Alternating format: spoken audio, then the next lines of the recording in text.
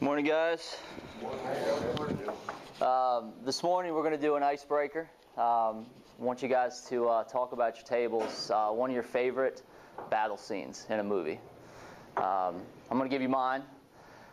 When Gladiator first came out, me and about 10 of my buddies all went to see it. We got front row seats.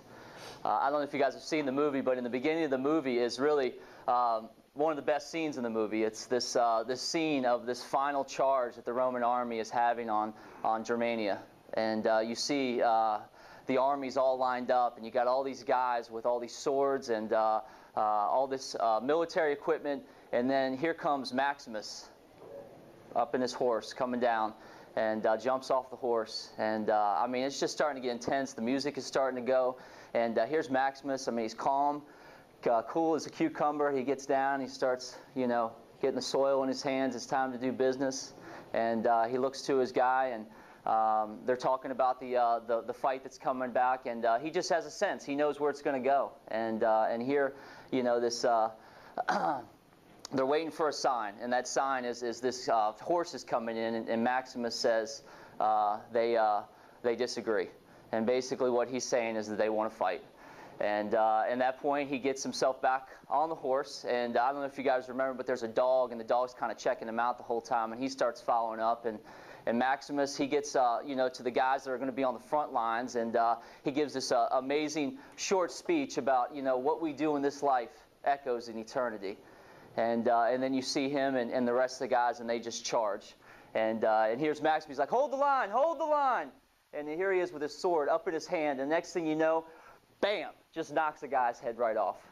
I mean, you got 10 guys, and I'll be honest with you, we had a few beers before we went in there. We're like, yeah!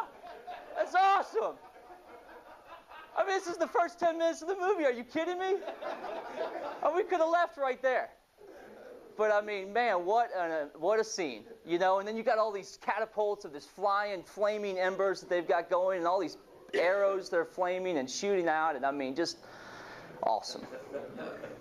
So I'm sure there's other ones you guys have seen. Braveheart. Just talk about a really cool battle scene that you've seen in the movie. Start this morning. All right, 1, 2, 3, go. Guys, I wanted you guys to start thinking about a picture of a battle, because I have been in a battle for the past couple months. And it's a much different picture than what I just painted for you guys. Been discouraged. Felt weak, and surely don't feel like Maximus did as he charged down the line. Guys, the stuff I'm going through right now, share with you this morning. I've shared with you the house situation. Some of you guys are aware of the struggles I have with the house. I'm still kind of in the thick of it right now. I am really struggling to see what's going to happen with it. I mean, I'm trying to rent it out, but I've got a wedding right around the corner here, and I'm just really desperate for answers on what to do. I have no idea what's gonna happen there, and it's scaring me. To add to that, my job at Moore's has been really challenging in the past several months. There's just a ton of stuff going on. If I had to be honest with you guys and tell you really where I'm at with that is I feel really inadequate at my job. Right now I don't feel like I'm really doing a good job. It's been a struggle. To make matters even better, last week I got a letter from the IRS, and wasn't want to thank you for making that overpayment on your taxes. In fact, I had made a very big mistake on my taxes, and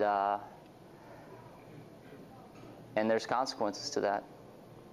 And to me, it was just one more thing to add to the list of things that I was going through, and it really discouraged me even more. I mean, you guys got battles in your life right now? I mean, the things that we're struggling with. I mean, whether it is our job or relationships. Maybe you're going through a divorce. You know, maybe you're just dealing with an illness. Maybe you're just sick and you just can't seem to get over it. Or maybe you've lost somebody important to you and you just feel weak and discouraged. You know, I know that this journey is about us serving God. But I'll tell you, it's really difficult when you're going through the things that I'm talking about right now. And I think you guys all can picture right now that battle that's going on with you right now. So about a week ago, I went out to run on the trails. It's a place for me where I go to try to connect with God. See, in the mix of all this, I felt really disconnected from God. And I was hoping that through time with Him that He would really speak into me. Well, I wouldn't say it didn't happen, but it didn't happen the way I thought it was going to happen. You know, I really was just kind of pouring out some of these things to Him, but I asked Him, I said, you know, take me to your Word. Show me where you want me to go. And guys, immediately He said Joshua. And I don't spend a lot of time in the Old Testament. I really don't have a whole lot of knowledge. And some of you guys have a ton of knowledge, but for me to go back and to read Joshua was exciting. I'm going to read it to you guys now, and I want you to listen to God's words to Joshua. So after the death of Moses, the servant of the Lord said to Joshua, son of Nun, Moses' aide, Moses, my servant, is dead. Now then you and all these people get ready to cross the Jordan River into the land I'm about to give them, to the Israelites. I will give you every place where you set your foot, as I promised Moses. Your territory will extend from the desert to Lebanon, and from the great river, the Euphrates, all the Hittite country, to the great sea on the west. No one will be able to stand up against you all the days of your life. As I was with Moses, so I will be with you. I will never leave you nor forsake you. Be strong and courageous, because you will lead these people to inherit the land I swore to their forefathers to give them. Be strong and very courageous. Be careful to obey all the law my servant Moses gave you. Do not turn from it right or to the left, that you may be successful wherever you go. Do not let this book of the law depart from your mouth. Meditate on it day and night, so that you may be careful to do everything written in it. Then you will be prosperous and successful. Have I not commanded you? Be strong and courageous. Do not be terrified. Do not be discouraged. For the Lord your God will be with you wherever you go. Wow, guys. I was like, thank you, Lord. I needed that. I needed to hear that. You know, because it brought me back to what He's sharing with Joshua as he's getting ready to go into battle. Look, I have a goal in mind here for you guys. I have a goal in mind for you, Joe. The goal is to spend eternity with me.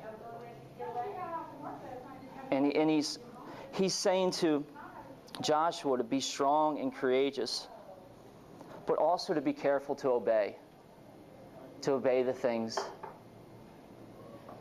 and the laws that I've given Moses.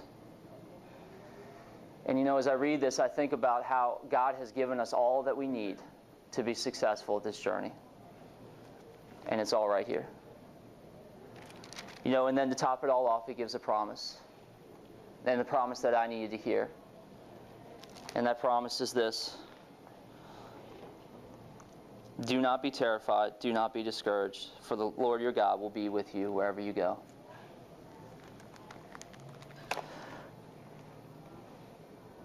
So we have a God that has given us this goal of spending eternity with Him. He's given us instruction on how to go about it. And He's made a promise to us that He'll never leave us. But you know, in this, He keeps repeating something. And you know, as I read this early in the week and I started really digesting, I really started to think about, why does He keep saying be strong and courageous? Why does He keep saying it over and over to Joshua? And I started to think about the battle that I was in. And I started to think about Really, what does it look like to be strong and courageous in Him with the things that I'm struggling with right now?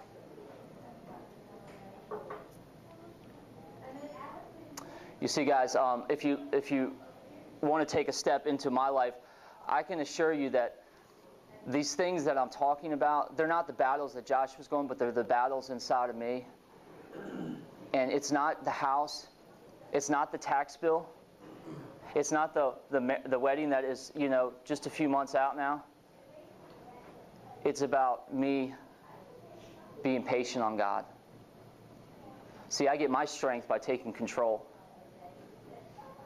by going to fix something and do it. And God's saying, that's a weakness with me. Strength in me, for me, is to wait on the Lord. And the courage to do what He says.